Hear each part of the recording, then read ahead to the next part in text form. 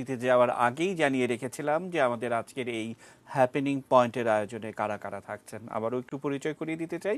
আমাদের সঙ্গে রয়েছেন কাজী আকরাম উদ্দিন আহমেদ, আমাদের অসম্ভব রকমের প্রিয় একজন মানুষ, সাবেক সভাপতি এফবিসিসিআই। স্যার, অনেকদিন পর আপনাকে দেখে ভালো লাগছে। আমাদের সঙ্গে আরেকজন আছেন সভাপতি গোপালগঞ্জ জেলা সমিতির, কিন্তু এর বাইরেও অসংখ্য পরিচয় তার, যেমন লেখনী, যেমন কবিতা, যেমন ব্যবসায়ী, সেই অনেক পরিচয়ে পরিচিত একজন মানুষ শেখ কবির হোসেন। স্যার, আপনাকে স্বাগত জানাচ্ছি আমাদের আজকের অনুষ্ঠানে। এবং একজন সরকারি কর্মকর্তা, অর্থাৎ নিশ্চয়ই আপনারা জানেন যে গতকালকে জাতির পিতার ভাস্কর্যের অবমাননার প্রতিবাদে এই প্রথমবারের মতো বাংলাদেশ সরকারের অল ক্যাডার অ্যাসোসিয়েশনের পক্ষ থেকে প্রতিবাদ সমাবেশ হয়েছিল। সেটি একটি ঐতিহাসিক ঘটনা। তার সূত্র ধরে প্রণয় কুমার জর্দারকে আমরা সংযুক্ত করেছি, তিনি পুলিশ সুপার নরসিংদী জেলার।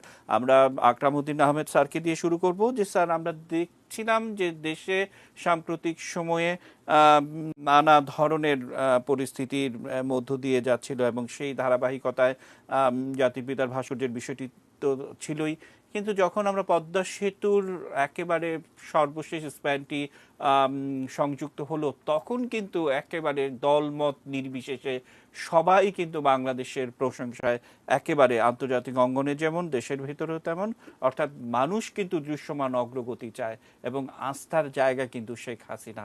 সব কিছু মিলে কাজী আকরাম উদ্দিন আহমেদ, আপনাকে দিয়ে শুরু করতে চাই, কি যুক্ত করবেন? ধন্যবাদ আপনাকে। আমি শুরু করতে চাই পদ্মা সেতু দিয়েই। আর পদ্মা সেতু আমি প্রথমেই বলবো, পদ্মা সেতু একটা নেতৃত্বের প্রতীক, সিম্বল অফ লিডারশিপ। এটা একটা ড্রিম, স্বপ্ন, এটা একটা চ্যালেঞ্জ বিশ্ব ব্যাংকের সাথে, এটা একটা ইচ্ছা, ডিটারমিনেশন, এটা একটা লক্ষ্য, আমাদের স্থির চিত্ত, এটা আমাদের একটা ব্রিজ, এটা আমাদের ইতিহাস। এগুলো সবই সৃষ্টি করেছেন আমাদের মাননীয় প্রধানমন্ত্রী জননেত্রী শেখ হাসিনা।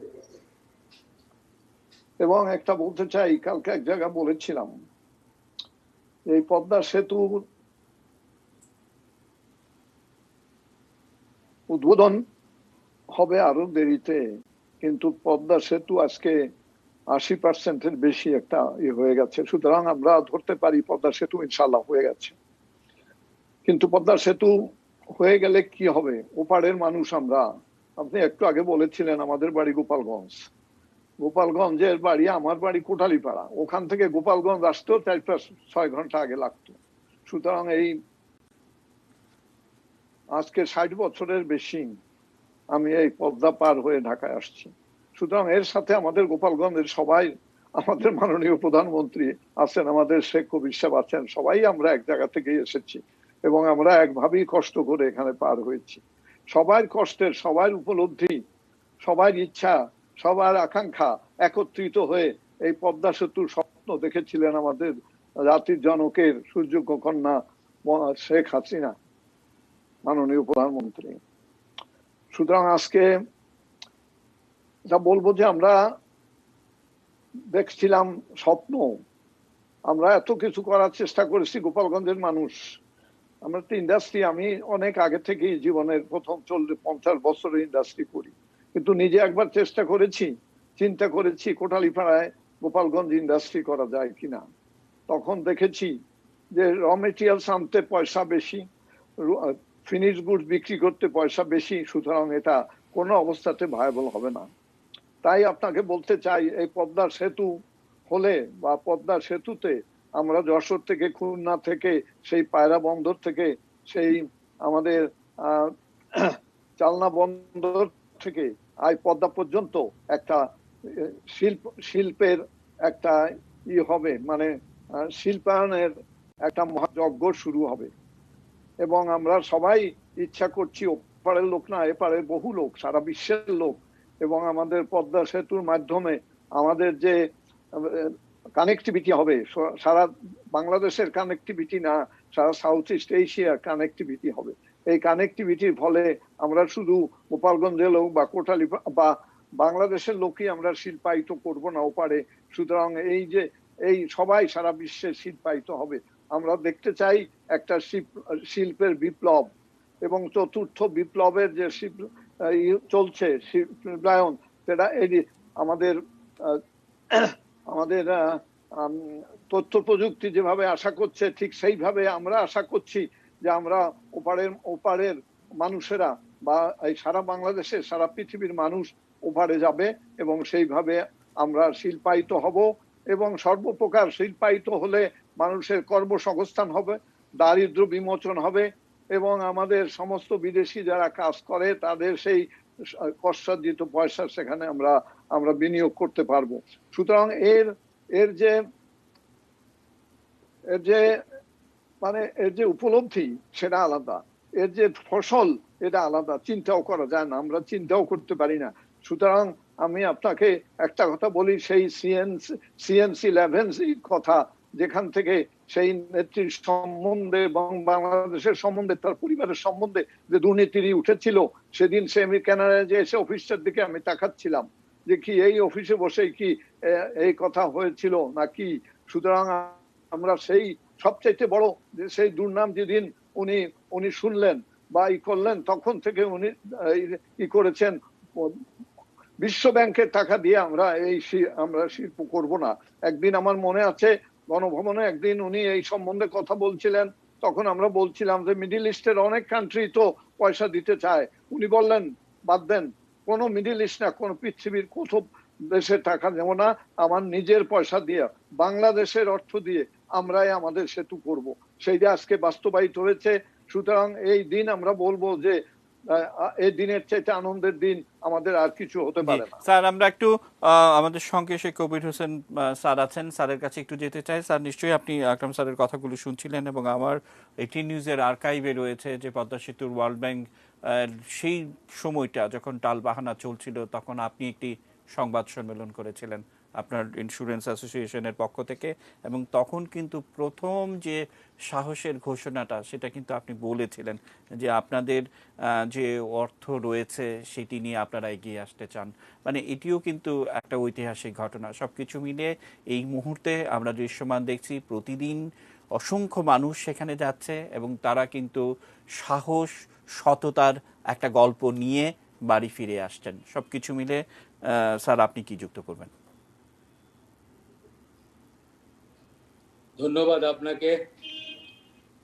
আমি বলতে চাই, আমাদের কাজী আকরাম সাহেব বলতেছিলেন যে আমরা কিভাবে কষ্ট করে আমরা এই ঢাকায় আসতাম। আসলে আমি তো 61 থেকে ঢাকায় শুরু করছি।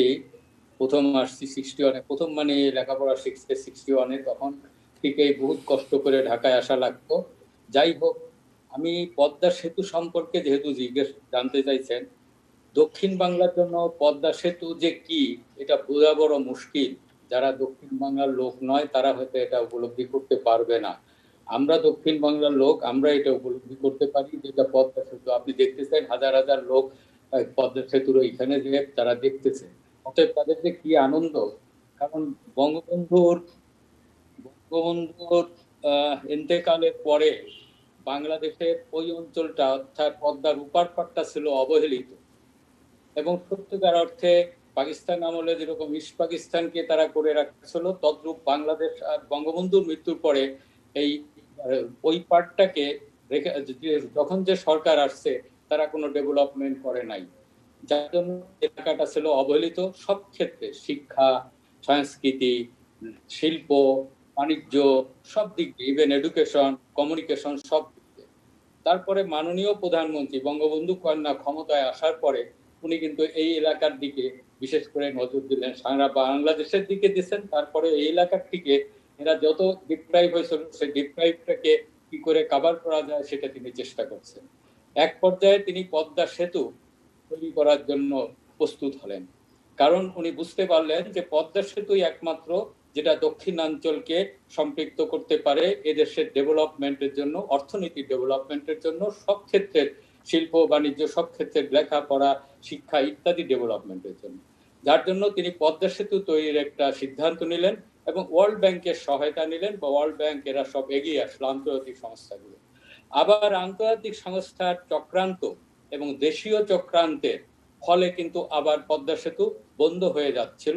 অর্থাৎ ওয়ার্ল্ড ব্যাংক একটা সত্যিকার অর্থে তারা যেরকম তলাবিহীন ঝুড়ি আমাদের আমেরিকার সেই দিছিল, সেরকমই ওরা আবার একটা মিথ্যা একটা অপবাদ দিয়ে বাংলাদেশ থেকে চলে গেল। ঠিক তখনই কিন্তু আমাদের মাননীয় প্রধানমন্ত্রী উনি বললেন যে বাংলাদেশ এই পদ্মা সেতু করবে এবং নিজস্ব অর্থায়ন। উনি কিন্তু চেষ্টা করছিলেন প্রথম তাদেরকে বোঝাতে যে এখানে কোনো দুর্নীতি কোনো কিছু হয় নাই, কিন্তু উনি কিন্তু ওয়ার্ল্ড ব্যাংক কিন্তু এটা বুঝতে চেষ্টা করে নাই, তারা চলে গেল। এবং তখন উনি বললেন যে আমরা এটা অর্থায়নে করবো। হ্যাঁ, আপনি একটু বলছেন যে ইন্স্যুরেন্স সেক্টর, কারণ হলো ইন্স্যুরেন্স সেক্টরে মানি আছে, লাইফ ফান্ডের মানি, যেটার জন্য ইন্স্যুরেন্স সেক্টর থেকে বলা হয়েছিল। আর এখন যেটা করা হয়েছে এটাও এদেশের অর্থায়ন আর ওটাও এদেশের অর্থায়ন। প্রধানমন্ত্রী নিজের অর্থায়নে, অর্থাৎ বাংলাদেশের নিজেদের অর্থায়নে উনি এটা করার সিদ্ধান্ত নিলেন। তারপরে তিনি কাজ করতে পারবে না, কারণ তার নেতৃত্বের প্রমাণ করে এটা। কারণ তিনি তো সেই পার্বত্য চট্টগ্রামে হিল ট্র্যাক্সের সেই শান্তি স্থাপন করছেন। উনি তো মানে রোহিঙ্গাদের লক্ষ লক্ষ রোহিঙ্গাদের আশ্রয় দিয়েছেন, যেটা কিন্তু খুব কঠিন ব্যাপার। উনি কিন্তু বাংলাদেশের সমপরিমাণ সীমানা ডাবল করে নিছেন এবং বিনা রক্তপাতে তিনি একটা বিরাট এরিয়া অর্থাৎ সমুদ্র জয় করেছেন।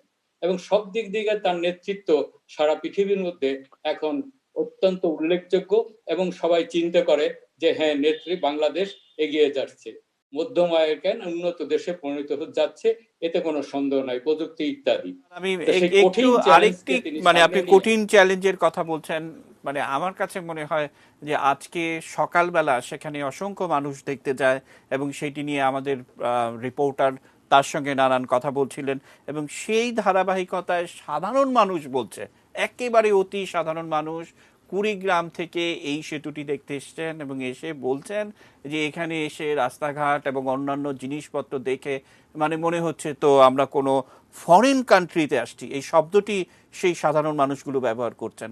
তারপর বলছেন যে আসলে এটার জন্য এত বেশি পরিশ্রম এবং চাপ নিতে হয়েছে আমাদের আজকের প্রধানমন্ত্রীকে, তাহলে এই সেতুটির নামকরণ কেন আমরা শেখ হাসিনা সেতু করছি না? ঠিক একেবারে অন ক্যামেরা এই ধরনের কথা। শেখ কবির, আপনার কি এই বিষয়ে কোনো ভাবনা আছে? আমি মনে করি যে এটা প্রধানমন্ত্রীর জন্যই সম্ভব হয়েছে, তার সঠিক নেতৃত্বে এটা সম্ভব হয়েছে, তার দৃঢ়তার জন্য সম্ভব হয়েছে। সে চ্যালেঞ্জকে মোকাবেলা যারা পৃথিবীর ইতিহাসে যা কোনোদিন কেউ করতে পারে নাই, তিনি সেটা করেছেন। এই জন্য এই সেতুটার নাম আমরা শুধু গোপালগঞ্জ সমিতি না, গোপালগঞ্জবাসী তথা দক্ষিণাঞ্চলের বাসী একজন নাগরিক হিসেবে এবং এদেশের একজন নাগরিক হিসেবে আমি প্রস্তাব করতে চাই যে এই সেতুটা মাননীয় প্রধানমন্ত্রীর কাছে নাই, সরকারের কাছে নেতৃত্ব আমি বলতে চাই যে এই সেতুটার নাম শেখ হাসিনা সেতু নাম দেয়া হোক। এটাই আমাদের দাবি। কারণ এটা মাননীয় প্রধানমন্ত্রী যেরকম সবকিছুর মোকাবিলা করে দেশকে আগায় নিয়েছে প্রযুক্তি এবং প্রত্যেকটা খাতে, এবং আজকে যে পদ্মা সেতু হলো, এতে শুধু দক্ষিণাঞ্চল উপকৃত হবে না, বাংলাদেশ কিন্তু অর্থনৈতিকভাবে অনেক এগিয়ে যাবে এবং যে উন্নত দেশে পরিণত হবে, এটা কিন্তু তারই একটা ধাপ আমি মনে করি। সেক্ষেত্রে সবকিছু বিবেচনা করে, যেহেতু এটা প্রধানমন্ত্রীর জন্যই, মাননীয় প্রধানমন্ত্রী বঙ্গবন্ধু কন্যা শেখ হাসিনার জন্যই এটা সম্ভব হয়েছে বলে আমি মনে করি, সেই হিসেবে আমি মনে করি যে এই সেতুর নাম হওয়া উচিত শেখ হাসিনা সেতু। আমরা আকরাম স্যারের কাছে আবারও একটু যাব, স্যারের কাছ থেকে একটু, কারণ অর্থনীতিতে যে এগিয়ে যাওয়া এবং নানান বিষয়গুলো আছে, তার আগে আমরা একটু সরকারি কর্মকর্তা, যেটি গতকালকে আমরা দেখেছি যে অর্থাৎ জাতির পিতার সম্মান রাকিব ও অম্লান, গতকালকের এই আয়োজনটি আন্তর্জাতিক খবরের শিরোনাম হয়েছে এবং সেখানে বলা হয়েছে যে বাংলাদেশে এই প্রথম সরকারি কর্মকর্তা যারা আছেন তাদের বাইরে রেখে, তাদের ভিশনকে বাইরে রেখে কোনো বড় পরিকল্পনা সেটি সহায়ক হয় না। এবং এই প্রথম জাতির পিতার ইস্যুতে আমরা দেখলাম যে একেবারে অল ক্যাডার অ্যাসোসিয়েশনের পক্ষ থেকে সেই আয়োজনটিও নরসিংদীতে সফলভাবে পালিত হয়েছে। সব কিছু মিলে আমাদের সঙ্গে প্রলয় জোয়ারদার আছেন। প্রলয়, এই কাজটি করতে এত সময় লাগলো, অর্থাৎ আমরা সবাই বাংলাদেশের নাগরিক এবং স্বাধীন সার্বভৌম জাতির পিতা আমাদের সবার ঊর্ধ্বে, এটি সবচেয়ে বড় কথা। আপনি কিভাবে দেখেন প্রলয়? ধন্যবাদ। মুক্তবুদ্ধির মানুষ জনাব প্রণব সাহা ব্যক্তি জীবনে আমার অত্যন্ত প্রিয়। আজকে আমার জন্য আরেকটু সৌভাগ্যের, আমি আনন্দ অনুভব করছি। আমার পছন্দের দুইজন মানুষ, বঙ্গবন্ধু পরিবারের ঘনিষ্ঠ শেখ কবির হোসেন, আমরা সবাই যারা কবির চাচা বলে ডাকি, এবং কাজী আকরাম উদ্দিন আহমেদ, দুইজনের সাথে আমার ব্যক্তিগত সখ্যতা আছে এবং ওনাদের কাছে অনেক কিছুই জানার আছে ইতিহাস। আমি শুরুতে যেটি বলতে চাই যে আমরা সরকারি কর্মকর্তা, এটা বলে প্রজাতন্ত্রের কর্মচারী বলে আমরা অনেক কিছু থেকে পার পাই। আমাদেরকে চিন্তা করতে হবে, প্রথমত আমি বাংলাদেশের নাগরিক, দেন প্রজাতন্ত্রের কর্মচারী। কিছু মীমাংসিত ইস্যু আছে। বাংলাদেশ, গণপ্রজাতন্ত্রী বাংলাদেশ, জাতির পিতা বঙ্গবন্ধু শেখ মুজিবুর রহমান, আমাদের মানচিত্র, আমাদের পতাকা, এগুলা মীমাংসিত ইস্যু। এই বিষয় নিয়ে যখন কোনো কথা হবে, প্রজাতন্ত্রের কর্মচারী হিসাবে সংবিধান সমুন্নত রেখে দেশের অখণ্ডতার সহিত মানে অকুণ্ঠ সমর্থন রেখে কিন্তু আমার উপর অর্পিত সরকারি দায়িত্ব পালন করা দিয়েছেন, আমরাও নরসিংদীতে করেছি। এইটা আমাদের দায়িত্ব, এটা আমাদের সাংবিধানিক দায়িত্ব, নাগরিক দায়িত্ব। এটা দুর্ভাগ্য বাঙালি জাতির, স্বাধীনতার সুবর্ণ মানে 50 বছর বঙ্গবন্ধু মুজিব শতবর্ষে আমাদেরকে এই রকম জাতির পিতার সম্মান আমরা অম্লান রাখবো, এই নিয়ে প্রজাতন্ত্রের কর্মচারীদের কথা বলতে হয়, এটা আমাদের জন্য লজ্জা। এই বিষয়ে অবশ্যই দেশের অখণ্ডতার উপর, জাতির পিতার উপর, বাংলাদেশের উপর, সংবিধানের উপর আঘাত আসতে নাগরিক হিসাবে আমাদের প্রত্যেকেরই প্রত্যাঘাত করাই উচিত। আমি এই ব্যাপারে প্রজাতন্ত্রের কর্মচারীরা কালকে যে ঐক্যমত পোষণ করেছেন, আমরা অল ক্যাডার ফোরামের পক্ষ থেকে আমরা বাংলাদেশের জনগণের পক্ষে এই বিষয়টি সমুন্নত রাখার জন্য পুনর্বার শপথ নিয়েছি। আর যে বিষয়ে আলোচনা করছিলেন, প্রথম জনাব কাজী আকরাম উদ্দিন শুরু করেছেন, ওনারা অনেক জ্যেষ্ঠ, বাংলাদেশের ইতিহাস জানেন, বাংলাদেশ পাকিস্তান কি ছিল, ওনারা 3 দেশের নাগরিক, ইন্ডিয়া, পাকিস্তান, দেন বাংলাদেশ। আমার সাথে ওনাদের কথা বলার সুযোগ হয়, আমিও একই পরিমণ্ডলে অল্প বিস্তর কাজ করার সুযোগ পেয়েছি। দক্ষিণবঙ্গে আমিও গেছি, আমরা অনেক অনুজনাদের বাংলাদেশের অর্থনীতির কি ইম্প্যাক্ট হবে, ওনারা কত কষ্ট করে ঢাকা আসছেন, বাংলাদেশের মানুষের আর্থসামাজিক অবস্থা, দক্ষিণবঙ্গ কি সারা বঙ্গেরই তো একই অবস্থা ছিল, ওনারা বলেছেন, অর্থনীতির ইমপ্লিকেশনের কথা বলেছেন। তবে আমি এইটুকু বলি, পদ্মা সেতু ইট ওয়াজ ওয়ান্স ড্রিম। বঙ্গবন্ধু বাংলাদেশের স্বপ্ন দেখেছেন, সবকিছুর গোড়াপত্তন করেছেন। আমরা বলি বঙ্গবন্ধুর স্বপ্নের সোনার বাংলা বিনির্মাণ করতে হবে। এটা বিনির্মাণটা কিভাবে হবে? এই বিনির্মাণ মাননীয় প্রধানমন্ত্রী করা শুরু করেছেন। আমাদের শেখ কবির হোসেন বলেছেন, বাংলাদেশের যে মহত্তম অর্জন 1971-এর মহান মুক্তিযুদ্ধ, স্বাধীনতা, তারপরে বঙ্গবন্ধু যে গোড়াপত্তন করে গেছেন, পরবর্তীতেই 50 বছরে ইতিহাসে যদি মহত্তম অর্জন হয়, সেটা মাননীয় প্রধানমন্ত্রী বঙ্গবন্ধু কন্যা শেখ হাসিনা নেতৃত্বে হয়েছেন। পদ্মা সেতু বলেন, কি বলে আমাদের পার্বত্য শান্তি চুক্তি বলেন, গঙ্গার পানি চুক্তি বলেন, টেরিটরি, আমাদের ভৌগোলিক আমি আসবো, আমি একটু আকরাম স্যারের কাছে যেতে চাই। স্যার, ওয়ার্ল্ড ব্যাংকের কোনো রিয়েকশন পাওয়া গেল কিনা? আমি সংবাদকর্মী হিসেবে আমরা একেবারে তাদের সঙ্গে যোগাযোগ লেগে থাকা যে তারা কোনো রিয়াকশন দেন কিনা, কিন্তু অফিসিয়ালি না হলেও আনঅফিসিয়ালি তারা বলেছেন যে কথাটি, যে আসলে ওয়ার্ল্ড ব্যাংকেরও নানা ধরনের সমস্যার মধ্য দিয়ে যেতে হয়েছে। ওয়ার্ল্ড ব্যাংকেও অনেকে প্রভাবিত করার চেষ্টা করেছিলেন, এখনো করছেন, তবে ওয়ার্ল্ড ব্যাংকের অনেক বড় শিক্ষা হয়েছে এই প্রজেক্ট থেকে। এর বাইরে আনঅফিসিয়ালি আর কিছু বলতে রাজি হননি, অর্থাৎ তারাও অনেক বড় একটা শিক্ষা বাংলাদেশ থেকে নিয়েছেন। আকরাম স্যার, কি যুক্ত করবেন? ওয়ার্ল্ড ব্যাংক আমাদের কি জানতো, আমাদের সম্বন্ধে জানার যে তাদের সুযোগ ছিল, তার চাইতে সুযোগ করে দিয়েছে আমাদের দেশের কিছু লোক, যারা এই সব সময় এই জাতির বঙ্গবন্ধুর ইসের সঙ্গেও, বঙ্গবন্ধুর হত্যার সঙ্গেও যারা জড়িত ছিলেন, সেই দলেরই লোক, সেই দলের কুচক্রীরা, এবং সেই লোকেরাই এই সারা ওয়ার্ল্ড ব্যাংকে কলুষিত করছে। এবং বিশেষ করে কালকে বলাই নাই, আমাদের দেশের একজন বিশিষ্ট ব্যক্তিত্ব, যিনি নোবেল প্রাইজ পেয়েছেন, উনি তো সম্পূর্ণভাবে এটার পিছনে লেগেছিলেন যাতে ওয়ার্ল্ড ব্যাংক থেকে এটা না হয়। কিন্তু ওয়ার্ল্ড ব্যাংক তারা না জেনে না শুনে পরীক্ষা না করে। কথা ছিল, নেত্রী বলেছেন, যার টেন্ডার হলো না, যার সমীক্ষা হলো না, টাকা খরচ হলো না, সেখানে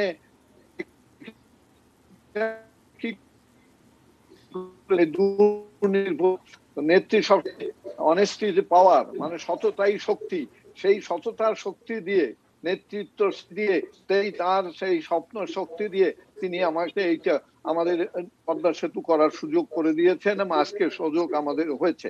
একটা কথা বলতে হয় যে ৭ই মার্চের যে বক্তৃতা ছিল বঙ্গবন্ধু শেখ রহমান, সে বক্তৃতায় একটা ছিল যে আজকে আমাদের আজকে আমাদের স্বাধীনতার সংগ্রাম আমাদের মুক্তির সংগ্রাম। মুক্তির সংগ্রাম, এই স্বাধীনতার সংগ্রাম ভৌগোলিক অবস্থানের সংগ্রাম। আমাদের স্বাধীনতার সংগ্রাম ছিল আমাদের সেই আমাদের জাতীয় পতাকার সম্মান, এই সম্মান। আর একটা ছিল মুক্তির সংগ্রাম। এইটা মুক্তির সংগ্রাম হলো আমাদের অর্থনৈতিক মুক্তি।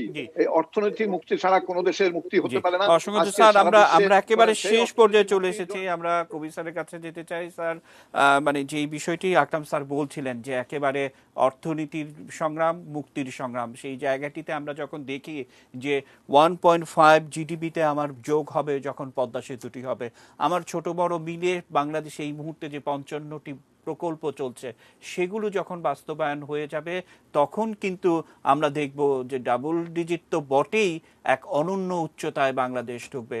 স্যার, বাংলাদেশকে বহু দুঃসময় থেকে আপনারা দেখেছেন, সবকিছু মিলে আপনার শেষ কথা কি হবে? শেখ কবি স্যার। আসলে আপনার কথাটা পুরো শুনতে পাইনি, কথা হচ্ছিল। তবে আমি মনে করি যে স্বপ্নের পদ্মা সেতু তো হয়েই গেছে। আর যেটা কি বলছেন কিন্তু আমি কিন্তু পুরোটাই শুনতে পারিনি, কথা হচ্ছিল ওর ভিতরে।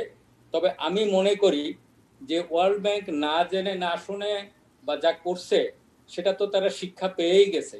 তবে এর পিছনে কারা ছিল, আমি সবসময় বলি, বঙ্গবন্ধুর ইন্তেকালের পরে আমি বলছিলাম রায় বেরেলে যে এর পিছনে কারা ছিল সেটাকে খুঁজে বের করা হোক। আজকে যে ঘটনাগুলো ঘটছে সেগুলো তাদের যদি খুঁজে বের করা হতো, আর আজকেও তাহলে এই ঘটনাগুলো আবার ঘটতো না। আজকেও আমি বলি, এই পদ্মা সেতু করার পিছনে যারা কাজ করছিল, যে পদ্মা সেতু থেকে ওয়ার্ল্ড ব্যাংক চলে গেল, এটা যে চলে গেছিল, এর পিছনে কারা ছিল তাদেরকে খুঁজে বের করে তাদের চেহারাটা বা তাদের ইয়েটা আমাদের এই জনগণের সামনে তুলে ধরা হোক। এটাই আমার সরকারের কাছে এখন বিশেষ আবেদন। কারণ বাংলাদেশ কিন্তু এখন স্থান করে নিয়েছে সারা বিশ্বে, এই পদ্মা সেতু করে শুধু নয়, নেত্রীর মানে বিভিন্ন মানে সফলতায় নেত্রী শুধু না, বাংলাদেশকে তিনি স্থান করে নিয়েছেন। এবং সোনার বাংলা, যেটা বঙ্গবন্ধুর স্বপ্ন, সেটা কিন্তু তিনি বাস্তবায়ন করে দিয়েছে। বঙ্গবন্ধু বাংলাদেশের স্বাধীনতা দিয়ে গেছেন এবং বাংলাদেশকে অর্থনৈতিকভাবে, এবং বঙ্গবন্ধু যেটা চেয়েছিলেন সোনার বাংলা, সেটা কিন্তু আজকে প্রধানমন্ত্রী সৃষ্টি করেছেন এবং করে যাচ্ছেন, এবং এটা হতে যাচ্ছে। আল্লাহ যদি মাননীয় প্রধানমন্ত্রীকে আরো বাঁচায় রাখেন, তাহলে আমার মনে হয় তিনি এটা করে যাবেন, কোনোটাই বাকি থাকবে না এবং উন্নত দেশ হিসেবে পরিণত হবে। ওয়ার্ল্ড ব্যাংক তার শিক্ষা পেয়ে গেছে, কিন্তু ওয়ার্ল্ড ব্যাংক যে এইটা করছিল তার পিছনে কারা ছিল, এই ষড়যন্ত্রকে দেখে কমিটি করে তদন্ত করে বের করে আমাদের সামনে, আমরা জনগণ একজন এদেশের একজন নাগরিক হিসেবে সেটা আমি জানতে চাই। আমার বয়স 80 বছর, আর কয়দিন বাঁচবো জানি না, পদ্মার উপর দিয়ে যেতে পারি কিনা এটা আমার মানে খুব ইচ্ছা। এবং মাননীয় প্রধানমন্ত্রীকে বলবো, আগামী ডিসেম্বরে না, তার আগে যদি করতে পারে, ওনার জন্মদিনে যদি এটা উদ্বোধন করতে পারে, তাহলে সবচেয়ে খুশি হব। এই বয়সে শেখ হাসিনা পদ্মা ব্রিজ বা পদ্মা সেতু, এই যে নামটা, এই নামের ব্রিজের উপর দিয়ে যে যেতে পারি ওই বঙ্গবন্ধু জন্মদিবসে, সেটা আমার বিশেষ অনুরোধ থাকলো আজকের এই দিনে মাননীয় প্রধানমন্ত্রীর কাছে, এই দেশের সরকারের কাছে। অসংখ্য ধন্যবাদ আমাদেরকে সময় দেওয়ার জন্য। আপনাদের প্রত্যেককে আবারও শুভেচ্ছা এবং অভিনন্দন। দর্শক, এই ছিল আমাদের আজকের আয়োজন, এবং সবসময় খবরের আপডেট পেতে চোখ রাখুন প্রিয় এটি নিউজের পর্দায়।